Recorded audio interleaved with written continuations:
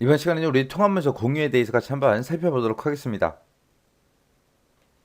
자, 통합문서 공유라는 거는 말 그대로 우리가 가지고 있는 그 통합문서를 공유해서 이제 같이 우리가 공동으로 작업할 수 있게 해주는 그런 기능을 보고 얘기해요.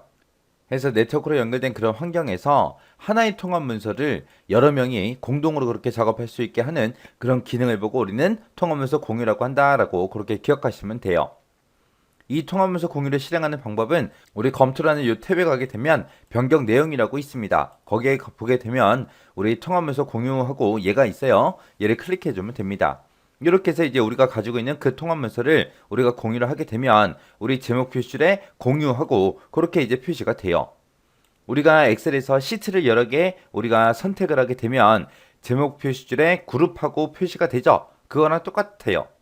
그래서 우리가 통합문서 공유를 하게 되면 제목 표시줄에 뭐가 표시된다? 공유라고 표시가 되더라. 이렇게 이제 공유된 그런 통합문서는 여러 사용자가 동시에 이제 변경도 할 수 있고요. 병합도 할 수 있습니다.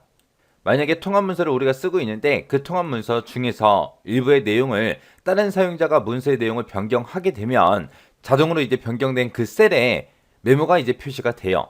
자, 그때 그 메모 좀 잠깐 보자고요. 그래서 만약에 여기 크리스마스라고 원래 써져 있었는데 이 글자를 이제 크리스마스하고 별표까지 이렇게 붙여서 수정을 했습니다. 그때 이제 뭐가 나오냐? 이 내용을 이제 변경한 그 사용자 이름도 표시가 되고요. 그리고 몇 월 며칠 몇 시에 이제 바꿨는지 그런 시간도 표시가 되고 그리고 어떤 내용을 어떻게 변경했는지 그거 이제 메모로 이렇게 이제 표시를 해줍니다. 그러면 이제 누가 이제 언제 어떤 내용을 어떻게 변경했는지 서로 전부 다 같이 볼 수 있겠죠. 이렇게 이제 통합문서 공유한 거 있죠. 그거를 이제 다른 위치로 우리가 만약에 복사를 했어요. 다른 위치로 복사를 해도 그 공유 설정 값은 그냥 그대로 유지가 됩니다. 이런 공유 통합문서에 대해서는 우리가 데이터를 입력도 할 수 있고 편집은 가능해요. 편집은 가능한데 병합된 셀이 됐든 이제 조건부 서식이 됐든 차트가 됐든 시나리오가 됐든 부분합이 됐든 피벗 테이블 보고서가 됐든 이런 것들은 추가도 못 시키고 편집도 못하고 아무것도 할 수 없습니다. 그냥 순수하게 데이터 입력하고 편집만 할 수 있더라. 다른 여러 가지 이런 기능들을 우리가 추가를 시키거나 편집은 할 수가 없더라. 그거 이제 기억하셔야 돼요. 이렇게 이제 뭐는 못한다, 뭐는 한다. 그런 말 나오면 그런 것들 우리가 잘 기억하고 있어야 우리가 문제를 풀 수 있죠. 그리고 이제 공유 통합 문서의 변경 내용을 우리가 추적해서 그 변경 내용을 새 시트에다가 우리가 따로 이제 작성할 수 있습니다.